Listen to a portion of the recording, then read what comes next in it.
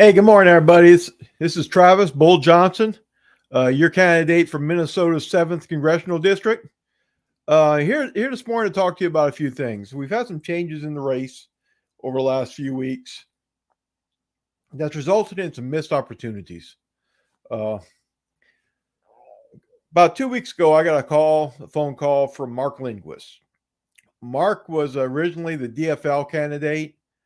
Once they told him about what fundraising requirements for the DNC was for him, he decided to pull out of the Democratic Party and instead decided to go as an independent. 2 weeks ago, he gave me a call and said, "Dude, I got good news and bad news." I said, "Well, what is it, man?" He said, "What do you want first?" I said, "Don't matter." He said, "Well, the good news is your race just got a lot easier." I'm like, "Okay, so what's the bad news?" So the bad news is because I've decided to go to Ukraine. He said, "There's too much over there that I feel I need to be involved in." He said, "I don't know if I'm going to be able to do the Ukrainian Defense Forces just because I've got the military experience, but I don't have the combat experience. So I'd really like to do that. But the backup plan is if that doesn't work, I'm going to work on shuttling orphans out of Ukraine." He said that's something that was important to him as somebody who was an orphan themselves in South Korea. So that was something that he really felt was important, and he pretty much felt that was his calling for now. It takes a lot of guts to do that. I mean, to believe that, to have that much faith in what you want to do. And I tell you what, I'm going to miss Mark. As soon as Mark decided he was going to run originally, he had put out your veteran choice for Congress, something to that effect. So being another veteran, hey, I just had to call him and let him know, "Hey, dude, there's another veteran running for this. It's not just you." And we talked a little bit. We started to become friends. One vet from another. I mean, we set some ground rules. So, okay, guys, this is how we're going to do this race. We're going to keep everything above board. We're going to keep everything nice. We're going to attack each other on policies, but not personally. And that's how this relationship started. When we ran a fundraiser last year with Spike Cohen, I invited Mark to come as my guest. I said, "Hey, dude, come on, my treat. Come join us for dinner. Let me introduce you to Spike," so forth. Mark refused to come as my guest. He insisted on paying the same contribution that everybody else was. He basically donated to his opponent's campaign. I mean, that's just the type of person Mark is. And since then we have phone calls probably about once a month. We had lunch a few weeks ago. I mean, just talking about what we want to do for the campaign.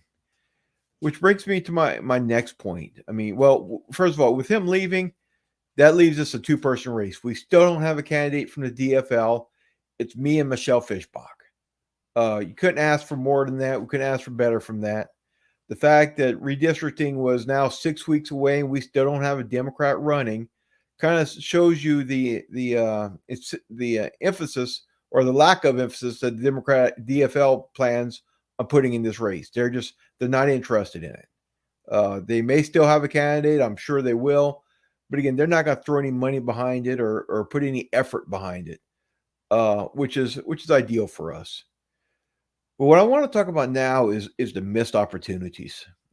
When me and Mark would sit down and we talk about this campaign, we had a plan to do a bunch of joint events, do some country fairs together, and have a pretty much on the spot debate where we debated our visions with each other. Let people know that, hey, see that, you know what, we like each other, we get along with each other, but we may have had different views on the direction for the country, and we wanted to be able to put that in front of the people so that people would vote on ideas and not on people's attacks or attack ads. I mean, we were both so frustrated with that. We wanted to go out there and show the people of Western Minnesota, show America there was a better way to run a campaign, that it didn't have to be about hate.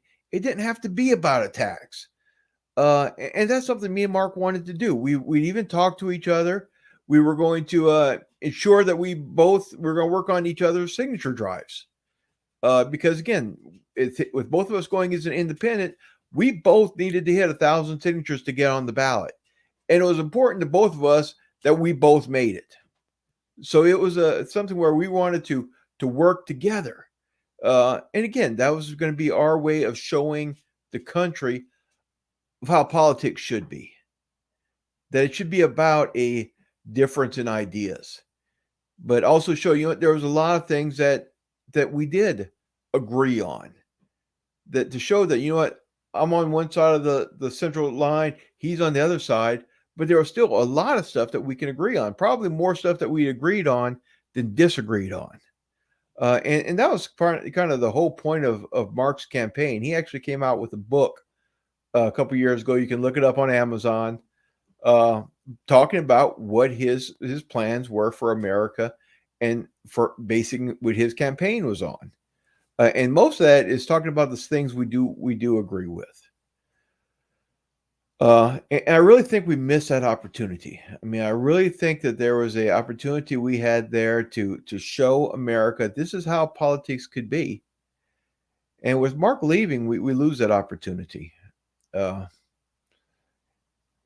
mean, I wish him the best. I mean, he will probably show up at some time on this feed, and he's doing a fundraiser for armored vehicles so that when he runs back and forth across the border, it will give them some protection.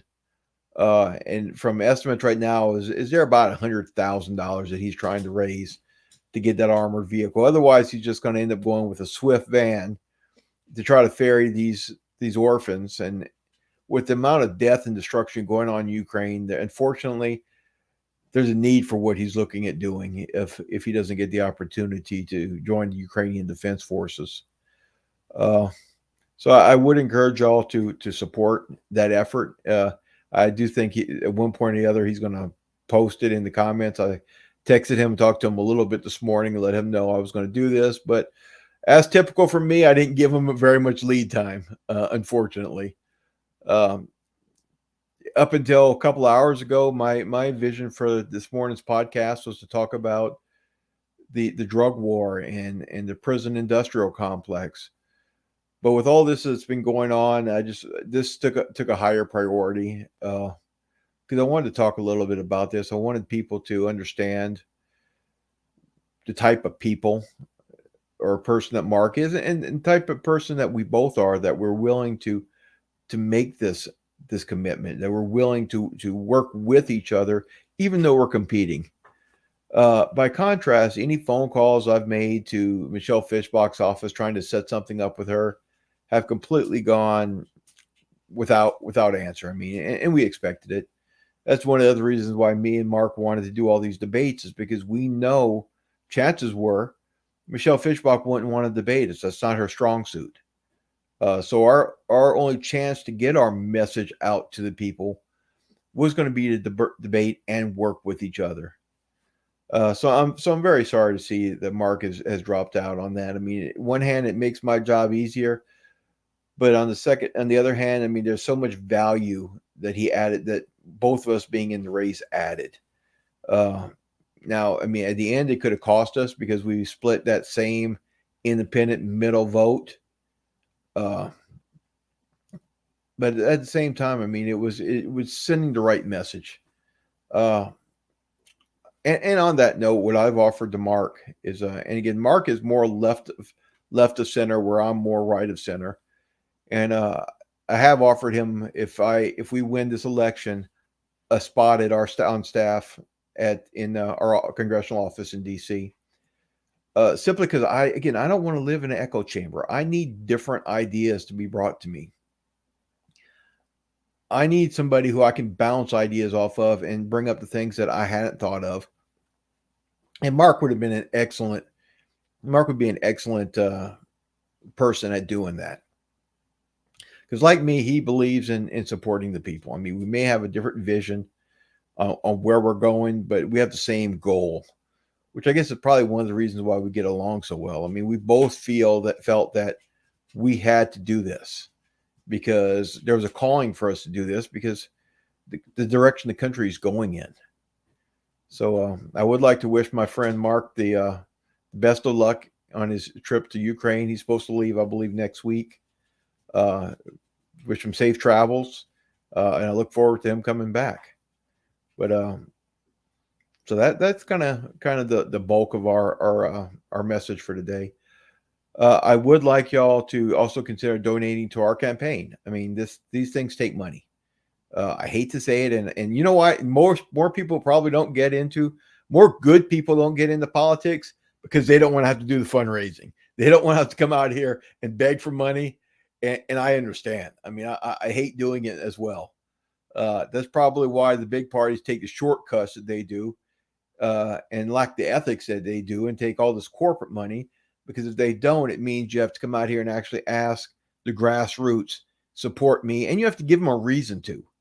And it's easier for them to focus on the corporate and the lobbyist money rather than coming to the small donors like we do. But that's what builds a grassroots movement, is the little donors, the little guys like us, kind of coming together to make a difference. And so I would please consider donating to our campaign. BullJohnsonForCongress.us. Go up to the little contribute button, and it'll bring you to our store page. Our store page, you have the option of either donating. You can buy some of our campaign merchandise. Being an old vet, being a military guy, the military has a tradition of challenge coins. We would get commands, whatever, would give coins to soldiers who were done as a recognition of doing a good job. And that was their symbolism of, hey, this is our recognition. One thing that's often overlooked by businesses and companies is employees want recognition. It doesn't have to be money. It doesn't have to be promotions, but they want a sign that they're doing a good job. So the military has done that with challenge coins.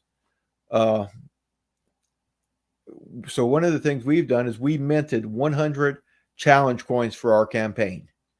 Each coin is numbered 1 to 100. It's going to be it's only a one run for this campaign. It says thank you 2022 on them, and when they're gone, they're gone. And we're basically sending those to anybody who donates at least $100 towards the campaign, and that'll be that sign of thanks. But also, after we win this election, after we shock the world, you're going to be able to pull this out and say, you know what? Throw it on the table. I supported Bull from the beginning. I was there on the ground floor. And again, you're going to see, I mean, as these orders come in, that's the number coin you're going to get. If you do have a request for a specific coin, I have a feeling a few of my friends will probably want coin 69. You can request a coin, and if it's available, we'll send that one out. Otherwise, we're going to send them out by numbers. So I want to thank everybody for tuning in today. Remember, I'm Travis Johnson. I'm running for Congress in Minnesota's 7th District as an independent. Independent is power. Thank you very much. Hope to see you all again next week. Bye.